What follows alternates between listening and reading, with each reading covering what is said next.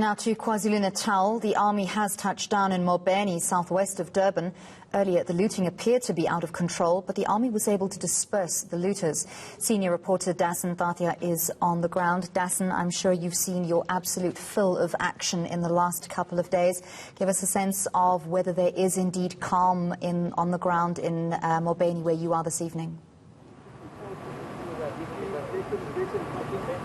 Well, Andy, we are in Phoenix now, and that's where the army has also been deployed. I can tell you that the mood is slightly different. Just take a look behind me. That's the army vehicle that was deployed to the area here. Now, they are also surrounded by Metro Police and SAPS vehicles. We can take you a little closer to where that vehicle is parked and where these members have been deployed. It's interesting to see them being this convoy being led by the army vehicle and having these other police vehicles around. And that also speaks to the fact that the SANDF is here in its capacity to support the SAPS's efforts in fighting crime during this time, or this unprecedented time. What was really inspiring, or what brought happiness, I think, to some of the residents was seeing this presence here, and they expressed that through the clapping that we saw earlier as this vehicle drove through with its members. So it's all about visible policing now. That's the good news for this community. The bad news is that we've been told that at least 15 people have been killed here. Those numbers are still to be confirmed by the official police sources, but that's what the community is telling us. At least 15 people have been killed here in vigilante attacks. Now, this stems from, over the past few days, we've been seeing mass looting taking place at various stores. Community members here had then set up these roadblocks, and they had accused some that had been coming through of stealing items. Things had escalated, vehicles were burnt, bodies were lying in the streets of Phoenix. We witnessed that for ourselves over the past few days here. And since then, it's also developed into something of a racial war between the Phoenix community as well as the Zwelisha community, which is nearby. Both communities claim that the other is wrong. We have spoken to both of them. The Zwelisha community tells us that they are being victimized by the Phoenix community just purely on the basis of being black. The Phoenix community says that they are using this area as a way to transport their looted goods, and they won't have that. That's why they've set up these roadblocks. So hopefully now, after things came to a head today and both of those communities clashed earlier on, there was a shootout in the area.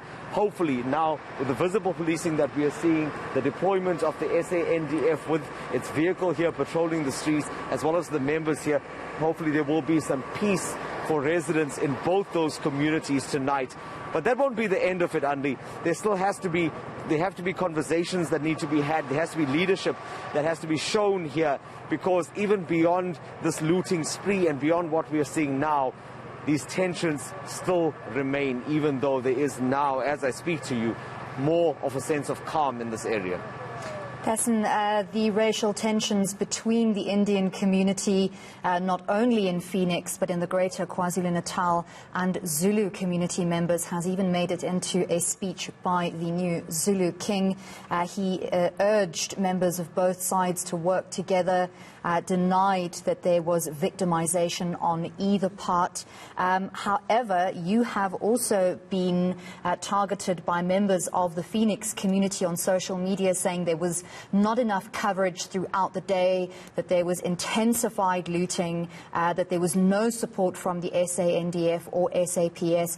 Do you think that all of this attention on this one area is the reason why we can now see additional support, the SANDF vehicle behind you, numerous SAPS vehicles now focusing their attentions on Phoenix, or is that same attention being spread to other areas of KZN as well? I think the dynamics are different in various areas, Andy. I mean, in this one, the racial tension started very early. In fact, it was one of the first places in which we saw that developing, and that was when the first of these roadblocks, and how we saw how violent that can be and how it can go wrong with vigilantism. It's one of those cases where when you come in and you talk to people and you ask them what happened, how was their body that's now suddenly lying on the roadside, and they'll tell you that they don't know. yet there were many community members that saw what happened. This is certainly what happened there. The social media videos showing cars being stopped, showing people brandishing weapons, all of that has attracted the attention of the SAPS. And as I mentioned, it's good to see this kind of presence here, because you'll remember that over the past few days we've been reporting that there hasn't been as much police presence as communities would have liked to have seen. They were feeling unsafe. They felt that they had been left to their own devices, which is one of the reasons why it ended up with these types of street committees being formed, which is why these roadblocks had been held, which is why even police that were driving past were turning a blind eye to communities stopping and checking where people were going. I mean, that's restricting our freedom of movement, but I imagine that there was no choice. At this point where there was no other way of stopping the looting that was going on, and police knowing that their resources were limited, it was one of those things that they just realized they had to kind of turn a blind eye to. We saw that firsthand. So with that, against that backdrop, it's good now, excuse me, especially after finally seeing leaders come to the streets much later. Finally, after all that, we're noticing now more of a support from the police as well as the SANDF.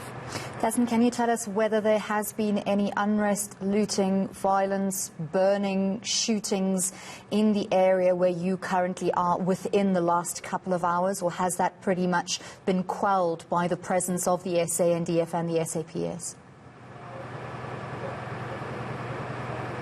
Well, we haven't heard reports of looting, Anli, but we have heard reports of shooting. And that was what I described to you earlier between the two communities. And I was talking to Sally earlier, and I was explaining to her how, if you excuse me, these fumes from this truck are getting to me, if you allow me just to take a step away. There was a road that separates these two communities. One was a dirt road, and the other was a tar road. And that's where things came to a head. Police had to intervene, one community accusing the other community. Shots were fired. I was told that at least one man was shot in the leg during that confrontation between those communities. So it's turned to that. It seems to have moved beyond the looting that we saw over the past days, which was what had started this type of vigilantism in the area.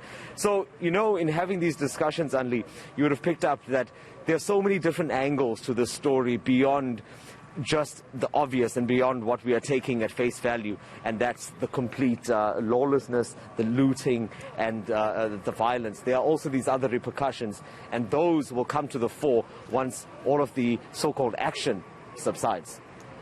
Thank you very much, senior reporter Dassen Thatia in Phoenix for us this evening, moving around, tracking the movements not only of the SAPS and the SANDF deployed in KZN, but also of looter and unrest occurring there.